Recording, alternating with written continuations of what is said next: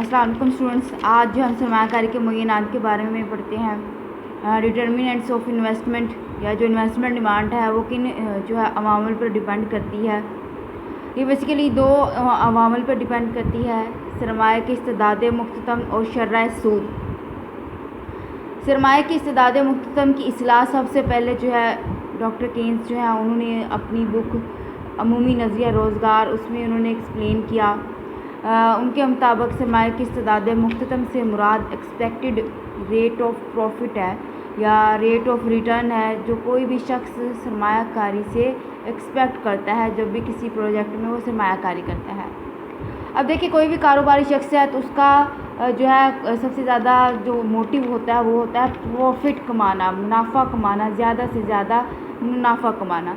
लिहाजा जो highest rate of return कोई भी शख्स किसी सरमायाकारी से किसी प्रोजेक्ट से एक्सपेक्ट करता है कि अगर वो कारोबार करेगा तो उससे कितना मुनाफा हासिल होगा, कितनी आमदनियाँ हासिल होंगी, सरमाया की इस्तेदाद मुख्ततम कहलाता है।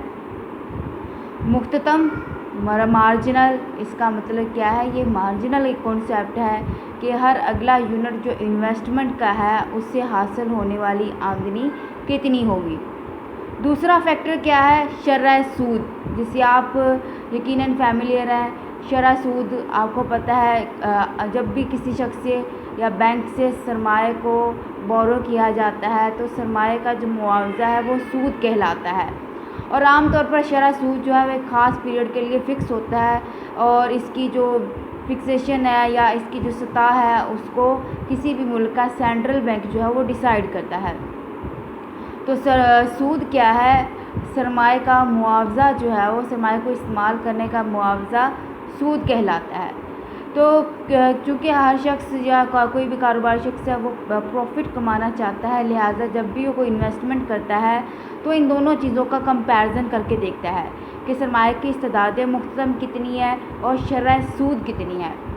अगर सरमाए की इस्तेदाद मुख्ततम मतलब जो एक्सपेक्टेड प्रॉफिट है वो शर्राए सूद से ज़्यादा है, वो सरमायाकारी करता रहता है जब तक कि सरमाया की इस्तेदाद मुख्ततम और शर्राए सूद आपस में बराबर ना हो जाएं, इन्वेस्टमेंट जो है वो जारी रहती है। और जब शर्राए सूद जो है सरमाया की इस्तेदाद मुख्ततम से ज़्यादा हो जाए तो फिर वो शख्स या कोई भी जो कारोबारी शख्स है या इन्वेस्टमेंट जो है वो रुक जाती है, क्योंकि उसके बाद अगर वो सरमायाकारी करता है तो ज़ाहिर बात है उसकी जो कॉस्ट है वो ज़्यादा हो जाएगी और रेवेन्यू उससे कम होगी, लिहाजा उससे मज़ीद जो है सरमायाकारी जो है वो प्रॉफिटेबल नहीं होगी। अभी ये तो सिर्फ एक हम शख्स की बात कर रहे थे, पूरी अगर मईशत की बात की जाए, इकोनॉमी की बात की जाए तो इसमें भी इन्हीं दो जो फैक्टर हैं इनको मद्देनज़र रखा जाता है। अगर जो है प्रॉफिटेबिलिटी ज़्यादा है किसी भी प्रोजेक्ट में तो उसमें जो है मैक्सिमम जो है इन्वेस्टमेंट होती है, और अगर जो है शर्राए सूद जो है वो ज़्यादा हो और जो इस प्रॉफिटेबिलिटी है या सरमाया की इस्तेदाद मुख्ततम है वो कम हो तो फिर इन्वेस्टमेंट जो है वो कम होती है या रुक जाती है। अब आप ये भी तो कह सकते हैं कि हो सकता है कि अगर कोई शख्स जो कारोबार कर रहा है हो सकता है वो बैंक से बोरो ना करे बल्कि उसके अपने पास इतना सरमाया हो कि वो खुद कारोबार कर सकता है, तो फिर वो शर्राए सूद को क्यों कंसीडर करेगा? तो स्टूडेंट्स, अगर शर्राए सूद ज़्यादा होगी तो वो शख्स जो कारोबार में इन्वेस्ट करना चाहता है उसके लिए ये ज़्यादा जो है रीज़नेबल होगा कि वो कारोबार में इन्वेस्ट करने के बजाय सूद की मद में जो है पैसा कमा सकता है। वो अपने रुपये पैसे को बैंक में रखवा के जो है शर्राए सूद जो सूद है उसकी मद में जो है प्रॉफिट अर्न कर सकता है। लिहाजा इन्वेस्टमेंट जो है उसको डिटरमाइन करने के लिए इन दो जो फैक्टर्स हैं इनको जहन में रखा जाता है, इन दोनों का कंपैरिजन करके देखते हैं। ठीक है, सरमाया की इस्तेदाद मुख्ततम, इसको आप रेवेन्यू कह सकते हो, एक्सपेक्टेड रेवेन्यू है, और शर्राए सूद क्या है? कॉस्ट है। तो जब तक रेवेन्यू कॉस्ट से ज़्यादा होगी इन्वेस्टमेंट जो है वो इकोनॉमी में होती रहती है। अब ये जो सरमाया की इस्तेदाद मुख्ततम है ये भी मज़ीद जो है दो जो फैक्टर हैं उन पर डिपेंड करती है, मतवक्को मुनाफा या मतवक्को आमदनी कह सकते हैं, और दूसरी है असासे की रसदी कीमत या मुसारफ बदलकारी। मुनाफा, मतवक्को मुनाफा जिसको हम पहले ही एक्सप्लेन कर चुके हैं, सीरीज़ ऑफ एक्सपेक्टेड रिटर्न है over the period of time. जब तक कारोबार चलता रहता है उसको वो कितना रिटर्न जो है वो एक्सपेक्ट कर रहा है वो मतवक्को मुनाफा कहलाता है। और हर कारोबारी शख्स की ये ख्वाहिश होगी कि उसका प्रॉफिट जो है वो मैक्सिमम हो over the period of time. दूसरी चीज़ क्या है, असासे की रसदी कीमत, एसेट्स सप्लाई प्राइस या परचेज़ प्राइस, कि जो भी वो मशीन है कारखाने में इंस्टॉल करवाने जा रहा है, इमारत ख़रीद रहा है, ज़मीन ख़रीद रहा है, उसकी सप्लाई प्राइस क्या है, किस कीमत पे जो है उसको परचेज़ करने जा रहा है, या मुसारफ बदलकारी, रिप्लेसमेंट कॉस्ट, अगर वो मशीन नकारा हो जाती है तो उसको रिप्लेस करने पे उसे कितना ख़र्चा आएगा। ठीक है, इसको असासे की रसदी कीमत कहते हैं। मसलन अगर एक शख्स जो है वो कोई मशीन ख़रीदता है, फॉर एग्ज़ाम्पल 1 लाख की उसने एक मशीन ख़रीदी है और उसकी जो गारंटी है वो 10 साल है, 10 साल बाद वो मशीन जो है वो एक्सपायर हो जाएगी, नकारा हो जाएगी, तो वो शख्स हर साल जो है वो इसकी मद में मसारफ बदलकारी के लिए डेप्रिसिएशन जिसको हमने पढ़ा था, कुछ ना कुछ अमाउंट जो है वो अलग रखता रहता है, ताकि 10 साल बाद जब वो मशीन जो है वो एक्सपायर हो जाएगी तो उसके पास इतना रुपया पैसा जो है वो मौजूद हो कि वो नई मशीन जो है वो परचेज़ कर सके।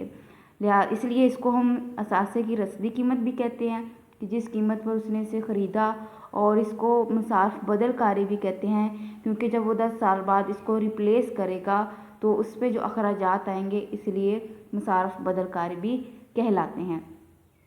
अब सरमाए की इस्तेदाद मुख्ततम क्या होगी? सरमाए की मुख्ततम इस बच्चे, अब आप ये बुक पे देख लें कि क्योंकि यहाँ पे जो है वो जो आप जानते हैं इशू है, लाइट जा चुकी है। ठीक है, तो मैं खुद तीसरी दफ़ा जो है ये लेक्चर रिकॉर्ड कर रही हूँ, दरमियान में ही जो है लाइट चली जाती है, तो अब आप ये जो है बुक पे आपकी मेंशन है, लेकिन मैं जो है इसको रीड कर देती हूँ, बता देती हूँ, आपको समझा देती हूँ। सरमाए की मुख्ततम इस्तेदाद से मुराद कटौती की वो शरह है जो अशियाए सरमाया से उसकी मियाद मुद्दत के दौरान हासिल होने वाली आमदनियों के सिलसिले की मौजूदा मालियत को उसकी रसदी कीमत के बराबर कर दे। क्या है? सरमाए की मुख्ततम इस्तेदाद से मुराद कटौती की वो शरह है, ठीक है, रेट ऑफ डिस्काउंट है, जो अशिया सरमाया से जो भी कैपिटल आप इन्वेस्ट कर रहे हैं उसकी मियाद मुद्दत, जैसे मैंने बताया कि उसकी जो गारंटी है 10 साल है, 20 साल है, उस गारंटी की मुद्दत के दौरान उससे जितनी भी आमदनियां हासिल हो रही हैं हर साल, पहले साल, दूसरे साल, तीसरे साल, जो भी उसने इन्वेस्टमेंट की है उसकी जो मौजूदा मालियत है, मतलब कि जो 3 साल बाद हमें जो भी रेवेन्यू मिलनी है उसकी मौजूदा मालियत कितनी है, उसको उसकी सप्लाई प्राइस के बराबर कर दे। उस रेट ऑफ डिस्काउंट को जो है सरमाए की मुख्ततम इस्तेदाद कहा जाता है। शेयर की रसीदी कीमत किसके बराबर है? पहले साल की मतवक्को आमदनी ओवर 1 प्लस यहाँ पे सालाना शरह कटौती है, ठीक है, एनुअल रेट ऑफ डिस्काउंट कितना है, प्लस दूसरे साल की मतवक्को आमदनी ओवर 1 प्लस शरह कटौती, इसकी पावर कितनी आ जाएगी 2, प्लस सो ऑन आखिरी साल की मतवक्को आमदनी, आखिरी साल कोई भी एनुअल पीरियड ऑफ टाइम हो, आखिरी साल की मतवक्को आमदनी ओवर 1 प्लस सालाना शरह कटौती एन ऊपर जो है इसकी पावर क्या आ जाएगी, एन नंबर ऑफ ईयर्स, 1 है, 2, 3, 4, जितनी भी उसकी जो है मियाद मुद्दत है, जितनी भी उसकी गारंटीड ईयर्स हैं कि कितने ऐसे वो काम करेगी, हर साल की जो मतवक्को आमदनी है उसको डिवाइड कर देंगे 1 प्लस शरह कटौती से। अब इनको डिवाइड करने से और फिर एंड पे इन सबको प्लस करने से इस साइड पे जो आंसर है ये शेयर की जो रसीदी कीमत है या रिप्लेसमेंट कॉस्ट है उसके बराबर आंसर आ जाएगा। तो यहाँ पे ये जो शरह कटौती है, एनुअल रेट ऑफ डिस्काउंट है, यही क्या कहलाता है? सरमाए की मुख्ततम इस्तेदाद कहलाता है। तो सरमाए की मुख्ततम इस्तेदाद क्या है? ये वो कटौती की शरह है जो किसी भी असासे से उसकी मियाद मुद्दत के दौरान जो भी एक्सपेक्टेड इनकम है, जितनी आमदनियाँ वो मतवक्को कर रहा है, उसकी मौजूदा मालियत को शेयर की रसीदी कीमत के बराबर कर दे। अब जो भी रेवेन्यू 5 साल बाद कमानी है, हम उसकी मौजूदा मालियत देख रहे हैं, ठीक है, ये वो रेट ऑफ डिस्काउंट है कि जो उसकी मौजूदा मालियत जो कि आपने 5 साल बाद कमाना है, उन सब को जो है ऐड अप करने के बाद शेयर की जो रसीदी कीमत है, जिस कीमत पे उसको परचेज़ किया है, उसके बराबर कर देता है। दूसरा इसका शॉर्ट फॉर्म में फार्मूला क्या है? असल ज़र इज़ इक्वल टू कुल ज़र ओवर 1 प्लस शरह सूद, ठीक है। असल ज़र यहाँ पे क्या है कि शेयर की रसीदी कीमत है, कुल ज़र क्या है? मतवक्को आमदनियाँ है, एक्सपेक्टेड इनकम है, ओवर 1 प्लस शरह सूद, और ऊपर क्या है? Raise to power time period है, एन है, या इसको टी कह सकते हैं। मैथमेटिकली इसको यूँ लिखेंगे C R is equal to cost of replacement is equal to R1/1 plus R+R2 over 1 plus R raised to power 2 so on Rn/1 plus R raise to power कितनी है n है, ठीक है। R1 पहले साल की एक्सपेक्टेड रेवेन्यू कितनी है, यहाँ पे R जो है वो जो भी शरह सूद है या फिर आपकी जो रेट ऑफ डिस्काउंट है। R2 है, ठीक है, दूसरे साल के मतोको आमदनी कितनी है, और ये R जो है यहाँ पे क्या आ जाएगा आपकी जो एक्सपेक्टेड रेट ऑफ रिटर्न है। अब यहाँ पे बच्चे दो चीज़ें याद जहन में रखनी है। अगर कॉस्ट ऑफ रिप्लेसमेंट की भी हम बात कर रहे हैं, यहाँ पे उसको रिप्लेस करने की कॉस्ट कितनी है, और दूसरी तरफ हम इसकी सप्लाई प्राइस की भी बात कर रहे हैं, और तीसरी जो है हम इसकी इनकम की भी बात कर रहे हैं। अब ये यहाँ पे जो R है ये यहाँ पर आपका सरमाए की मुख्ततम इस्तेदाद है, रेट ऑफ डिस्काउंट है। अब इसको और इसके साथ जो है डिवाइड करने से सो ऑन इस साइड का आंसर और इस साइड के दोनों का आंसर क्या आ जाएगा, बराबर आ जाएगा। तो वो रेट जो इन दोनों को आपस में बराबर कर देगा उसको हम MEC या मार्जिनल एफिशिएंसी ऑफ कैपिटल कहेंगे, ठीक है। यहाँ पे एज्यूम की गई है वैल्यू कि कॉस्ट ऑफ रिप्लेसमेंट या किसी शय की जो रस्ती कीमत है वो 10,000 है, R1 जो है 4400 है, R2 जो है 7260 है। ये बेटा ये अज्यूम्ड वैल्यूज़ है, ठीक है, कैलकुलेटेड नहीं है ये। और जो रेट है, रेट ऑफ डिस्काउंट है, इसे MEC है वो कितना है 10% है। इसको फार्मूले में पुट करेंगे 10,000, ठीक है, ये R1 4400 और 1 प्लस 10/100 प्लस 7260 और 1 प्लस 10% रेज़ टू पावर 2। इसको कैलकुलेट करेंगे तो दोनों साइड का आंसर जो है वो 10,000 ही आएगा, ठीक है। आप इसको कैलकुलेटर से कैलकुलेट कर सकते हैं। जब ये इसका साइड पे करेंगे एलसीएम लेंगे पहले, ठीक है, फिर जब इसको सॉल्व करने के लिए करेंगे तो ये जो है उलट हो जाएगी रकम, 10/11 हो जाएगा। इस तरह इस साइड पे भी सेम जो है ऑपरेशन करेंगे तो दोनों साइड का आंसर क्या आएगा 10,000। तो यहाँ पे ये जो 10% है ये वो MEC है जिसने जो एक्सपेक्टेड इनकम थी, रेवेन्यू है, उनकी मौजूदा मालियत को शेयर की जो रिप्लेसमेंट कॉस्ट है उसके बराबर कर दिया है। अब ये था इसकी कैलकुलेशन। अब हम देखते हैं कि जो सरमाए की मुख्ततम इस्तेदाद है ये हमेशा सेम नहीं रहती है, बल्कि इसमें आहिस्ता आहिस्ता जो है कमी आती जाती है। उसकी जो है दो रीज़न्स हैं। पहला है अशिया की रसद में इजाफ़ा, मतलब अगर किस खास प्रोजेक्ट में लोगों को लगता है कि मुनाफा ज़्यादा हो रहा है, फ़र्ज़ करते हैं कि चीनी है और लोगों को लगता है कि चीनी जो है वो प्रॉफिटेबल बिज़नेस है, चीनी के कारखाने जो है ज़्यादा लग जाते हैं, तो मार्केट में जब शुगर की सप्लाई ज़्यादा हो जाएगी तो उसकी जो प्राइस है वो कम हो जाती है। ऐसे ही ना किसी भी शय की जब रसद बढ़ती है तो उसकी प्राइस क्या हो जाती है, कम। जब प्राइस कम होगी तो जो एक्सपेक्टेड प्रॉफिट है या सरमाए की इस्तेदाद मुख्ततम है वो भी क्या हो जाती है, कम हो जाती है। दूसरी चीज़ देखें, रसदी कीमत में इजाफ़ा। जब एक ही शहर के कारखाने लगना शुरू हो जाते हैं तो उसमें जो स्पेसिफ़िक किस्म की मशीनरी इस्तेमाल होती है उसकी डिमांड बढ़ जाती है। जब उसकी डिमांड बढ़ती है तो उसकी जो डिमांड है वो बढ़ जाती है। डिमांड बढ़ जाने की वजह से उसकी जो कॉस्ट है, परचेज़ प्राइस है, उसमें भी क्या हो जाता है, इजाफ़ा हो जाता है। दूसरा ये कि उनकी मशीनों की जो मरम्मत पे अखराजात आते हैं उनमें भी इजाफ़ा हो जाता है। और जब कॉस्ट बढ़ती है आपको पता है प्रॉफिट क्या हो जाते हैं, कम हो जाते हैं। तो अशिया की रसद में इजाफ़े की वजह से और उस मशीनरी की जो परचेजिंग प्राइस है उसमें इजाफ़े की वजह से MEC क्या होता जाता है, कम हो जाता है। मार्जिनल एफिशिएंसी ऑफ कैपिटल या सरमाए की इस्तेदाद मुख्ततम में कमी आ जाती है। तो नीचे जो है गोशवारा दिया हुआ है, सरमायाकारी का हुजम दिया हुआ है, ये करोड़ रुपए में है।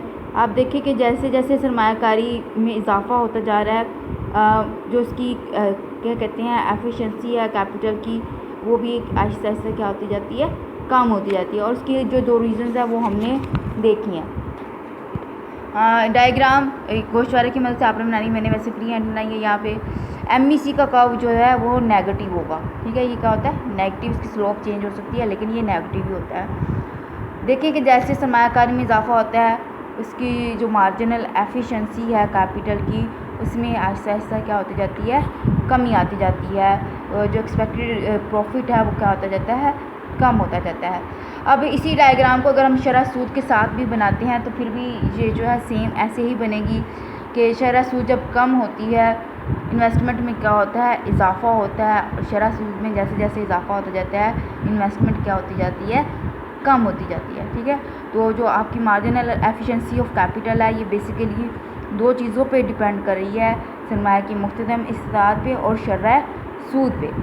सरमाया की मुख्तदम इस्तेदाद के साथ इसका पॉजिटिव रिलेशन है, सरमाया की मुख्तदम इस्तेदाद ज़्यादा होगी तो सरमायाकारी ज़्यादा होगी। ठीक है, लेकिन सरमायाकारी इन रिटर्न जो है बढ़ने से, सरमायाकारी के बढ़ने से मुख्तदम इस्तेदाद आहिस्ता आहिस्ता क्या होती जाती है, कम होती जाती है।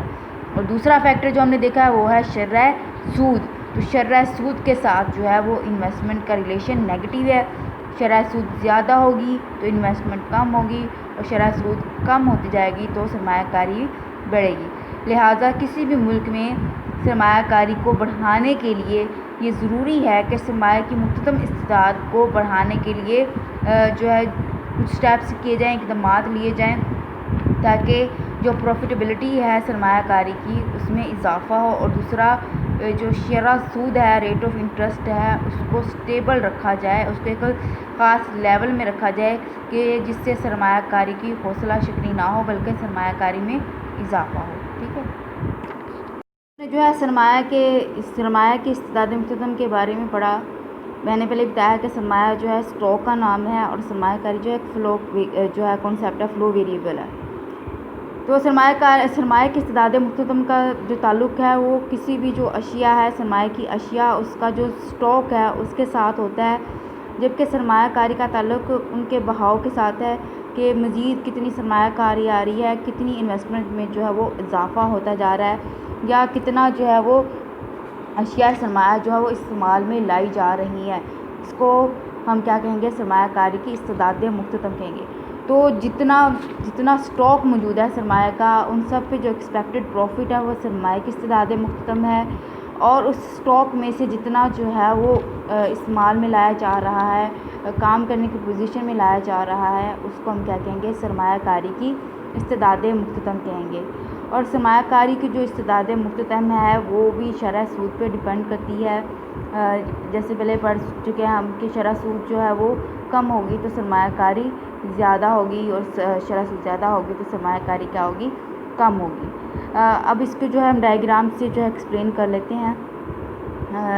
आप लोगों ने स्केल से बनानी, मैंने यहाँ पे एक रफ सी जो आपको आइडिया देने के लिए बनाई है, बुक में भी ये जो है वो मौजूद है। यहाँ पे हमारे पास है मार्जिनल एफिशिएंसी ऑफ कैपिटल और ये है मार्जिनल एफिशिएंसी ऑफ इन्वेस्टमेंट है। आप देखें कि हर एक पॉइंट के लिए सरमाया के हर स्टॉक के हर एक पॉइंट के लिए सरमायाकारी की जो इस्तेदाद मुख्तदम है उसका एक अलग से जो है ख़त बनता है। फ़र्ज़ करते हैं यहाँ पे शरह सूद जो है वो 10% है, तो यहाँ पे सरमाया का स्टॉक जो है यहाँ पे K1 मौजूद है और यहाँ पे ये इन्वेस्टमेंट हो रही है। उसके बाद शरह सूद कम हो जाती है तो सरमाया के जो स्टॉक हैं उसकी तलब में क्या हो जाता है, इजाफ़ा हो जाता है। लिहाजा ये जो तलब में इजाफ़ा हुआ है उसको पूरा करने के लिए मज़ीद सरमायाकारी जो है वो वजूद में आती है। लिहाजा ये जो MEI ख़त है ये शिफ्ट हो जाता है। तो क्या हुआ है कि शरह सूद में कमी की वजह से मज़ीद सरमाया के स्टॉक में इजाफ़ा हुआ है, लेकिन स्टॉक में इजाफ़ा होने की वजह से आपको पता है सरमाया की इस्तेदाद मुख्तदम भी क्या होती जाती है, कम होती जाती है। लिहाजा हर एक शरह सूद के लिए MEI का जो है एक अलग से ख़त बनता है।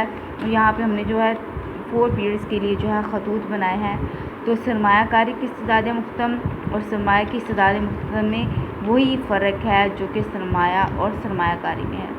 तो जो अशिया का स्टॉक मौजूद है उस पर जो एक्सपेक्टेड प्रॉफिट है वो सरमाया की इस्तेदाद मुख्तदम कहलाएगा, और जो नई इन्वेस्टमेंट हो रही है या सरमाया के जो स्टॉक है उसकी तलब में इजाफ़ा होने की वजह से कोई नई मशीनरी इंस्टॉल की जाती है, नया कारखाना लगाया जाता है, उस पर जो एक्सपेक्टेड प्रॉफिट है वो क्या कहलाएगा, मार्जिनल एफिशिएंसी ऑफ इन्वेस्टमेंट कहलाएगा। ठीक है।